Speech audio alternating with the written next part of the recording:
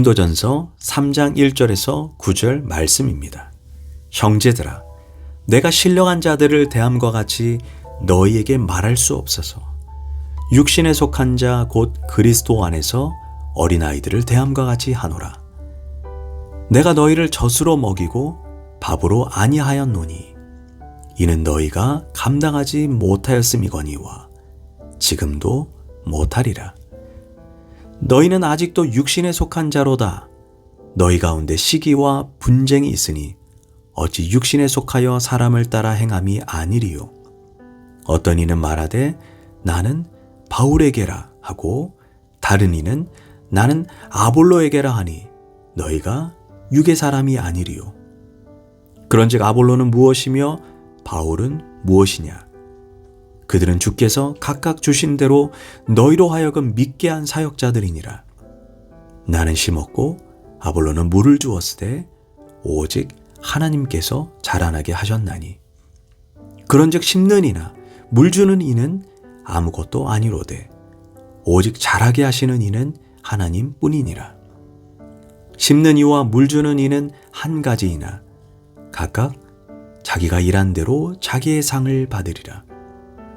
우리는 하나님의 동역자들이요 너희는 하나님의 밭이요 하나님의 집이니라.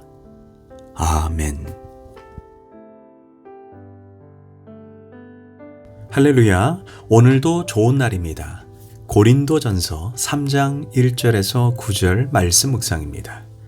오늘은 영적 성장을 이루라 라는 제목으로 말씀을 나누도록 하겠습니다. 아기가 태어나면 성장하듯이 신앙도 거듭난 후에 지속해서 성장해야 합니다. 안타까운 것은 많은 성도가 구원의 문으로 들어간 후에 영적 성장이 없이 그저 주저앉아 버립니다. 구원의 문을 열고 들어갔으면 주님께 나아가는 성숙한 신앙인이 되어야 합니다.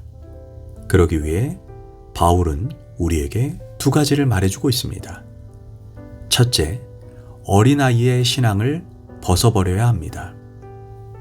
바울은 고린도 교회 성도들에게 1절에서 너희는 육신에 속한 자, 곧 그리스도 안에서 어린아이와 같다라고 말합니다. 그래서 2절에서 딱딱한 밥이 아닌 부드러운 젖으로 너희를 먹였다라고 말합니다. 다시 말해 바울은 고린도 교회 성도들을 육신에 속한 자, 어린아이, 젖먹이 그리스도인으로 지칭합니다. 그렇다면 바울이 고린도 교회의 성도들을 육신에 속한 성도라고 말한 이유가 무엇인지 세 가지 특징을 살펴보도록 하겠습니다. 첫 번째, 육신에 속한 성도는 성령의 지배를 받지 않는 성도입니다. 바울은 1절에서 신령한 자들과 같이 너희를 대할 수가 없다라고 말합니다. 여기에서 신령한 자란 원어로 성령의 지배를 받는 자들이라는 의미입니다. 육신에 속한 자들은 교회를 다니지만 성령의 지배가 아닌 예수 믿기 전에 세상의 풍속과 세속적인 삶의 방식에 여전히 지배를 받으면서 살아가는 성도들을 의미합니다. 그 예로 3절에서 고린도 교회는 여전히 시기와 분쟁이 있다고 지적합니다. 그러면서 4절에서 나는 바울에게, 나는 아볼로에게 라고 특정 사역자들의 이름을 내세우면서 그들은 당을 짓고 싸우고 있다는 것입니다. 예수 믿기 전에 하던 방식 그대로 교회 안에서도 그렇게 당을 짓고 싸우고 있다는 것입니다.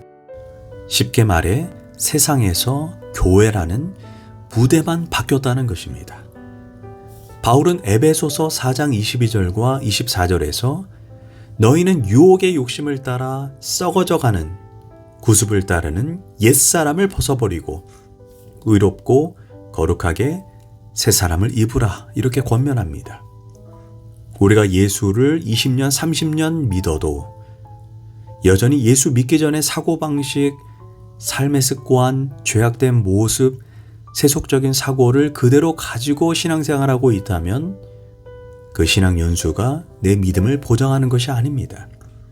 나는 여전히 육신에 속한 자가 되는 것입니다. 내가 아무리 방언을 말하고 예언하고 병고침의 은사가 풍부해도 그것이 영적 성숙의 지표가 아닙니다. 우리가 알다시피 고린도 교회는 성령의 9가지 은사와 영적인 지식이 대단했던 교회입니다. 그러나 바울은 그런 고린도 교회를 향해 여전히 너희가 육신에 속한 그리스도인이다 라고 책망하고 있다는 것입니다. 참된 그리스도인의 성숙은 반드시 예수님을 믿은 후에 삶의 변화가 따라와야 한다는 것입니다.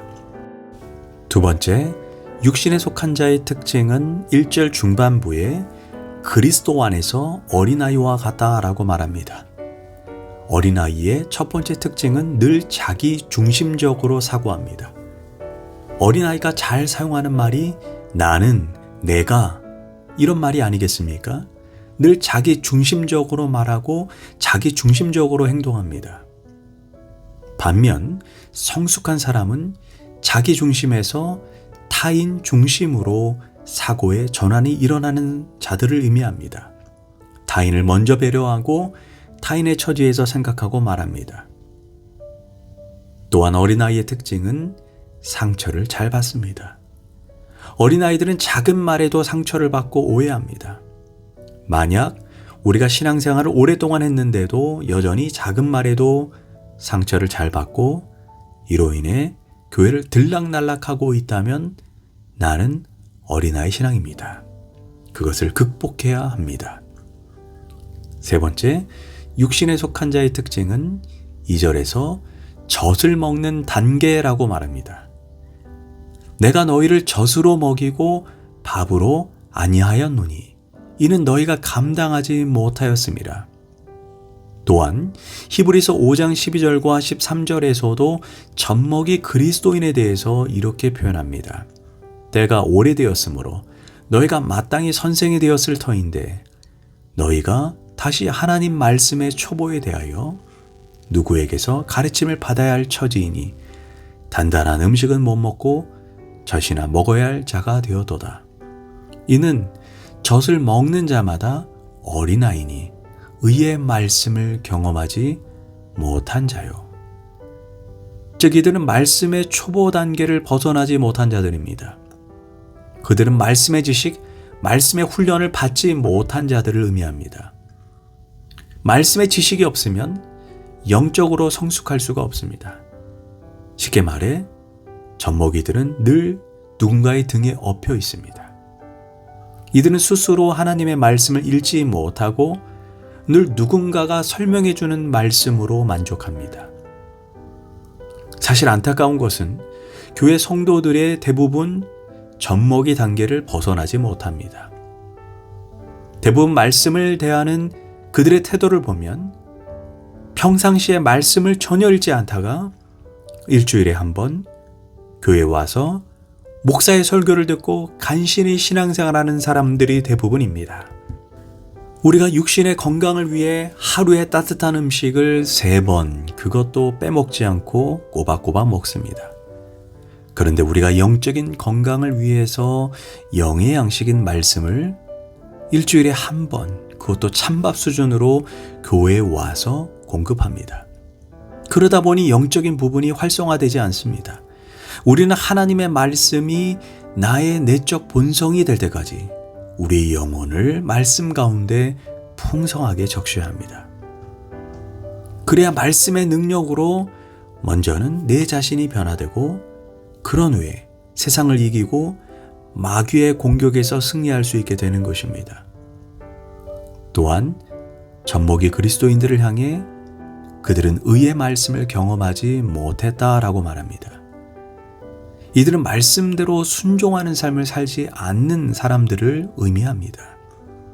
이처럼 육신에 속한 그리스도인들은 첫 번째로 성령의 지배가 아닌 세상의 지배를 받는 자들이고, 두 번째로 어린아이의 신앙을 벗어버리지 못한 자이며, 세 번째로 말씀의 은혜를 체험하지 못한 자들입니다. 이제 바울은 성숙한 신앙인이 되기 위해 둘째로 성장하게 하고 열매 맺게 하시는 하나님을 기억하라고 말합니다. 4절과 7절에서 고린도 교회에서 상당히 영향력을 끼치고 있던 인물인 바울과 아볼로를 언급하고 있습니다. 고린도 교회에서는 개척자인 바울을 따르는 바울파와 현직 목사인 아볼로를 따르는 아볼로파의 대립과 갈등이 있었습니다. 그렇지만 바울은 5절에서 이렇게 말합니다. 이들은 주께서 각각 주신 대로 너희로 하여금 믿게 한 사역자들이다 라고 말합니다. 여기에서 사역자라는 말은 종이나 심부름꾼, 돕는 자를 의미합니다. 물론 이들은 너희들의 믿음이 성장하도록 하나님의 종으로 수고한 것에 너희들은 감사해야 한다는 것입니다. 하지만 그럼에도 불구하고 너희가 기억해야 할 것은 바울인 나는 심었고 아볼로는 물을 주었지만 궁극적으로 열매를 맺고 성장케 하는 분은 오직 하나님 한 분이라는 것이 중요하다는 것입니다. 그래서 결국 진짜 주목하고 진짜 드러나야 하고 영광 받으셔야 하는 분은 오직 하나님 한 분이라는 것입니다. 우리도 알다시피 사람의 힘으로 누군가를 회개시키고 변화시키고 거듭나게 하지 못합니다. 오직 사람의 영혼을 궁극적으로 변화시키고 새롭게 하는 것은 하나님의 능력입니다. 그런 점에서 하나님의 사역자나 하나님의 종들은 늘 항시 겸손해야 합니다. 그렇지만 바울은 8절에서 또한 이렇게 말합니다. 심는 이와 물 주는 이는 한 가지이니 각각 자기가 일한 대로 자기의 상을 받으리라 이렇게 말합니다. 이 말은 우리가 하나님 앞에 수고한 헌신, 봉사, 복음 전파에 대한 수고는 결코 헛되지 않고 때가 되면 반드시 자기가 일한 대로 상을 받게 된다는 것입니다. 왜냐하면 누군가는 씨를 뿌리고 누군가는 물을 뿌려야 결국 하나님의 역사도 일어나기 때문입니다. 우리는 기억해야 합니다. 영혼이 돌아오게 하는 것, 전도하는 것도 하나님이 혼자 하는 것이 아닙니다. 누군가는 복음을 전하기 위해서 찾아가야 합니다. 또한 누군가는 그 영혼을 위해 중보기도해야 합니다. 또한 누군가는 그를 위해 음식으로 대접하고 누군가는 생명의 말씀을 전해야 합니다. 그러나 우리가 잊지 말아야 하는 것은 그 위에 전적인 하나님의 역사가 합력하여 선을 이루어야 합니다. 그래서 우리가 잊지 말아야 하는 것은 하나님이 궁극적으로 자라게 하시고 역사를 이루게 하시지만 하나님의 동역자로 수고하는 이들의 애씀과 수고에 우리는 늘 감사해야 합니다. 이것이 성숙한 신앙입니다. 기도하겠습니다. 하나님, 육신에 속한 어린아이의 신앙을 벗어버리고 이제는 영적으로 성숙한 그리스도인이 되게 하소서. 예수님의 이름으로 기도합니다. 아멘.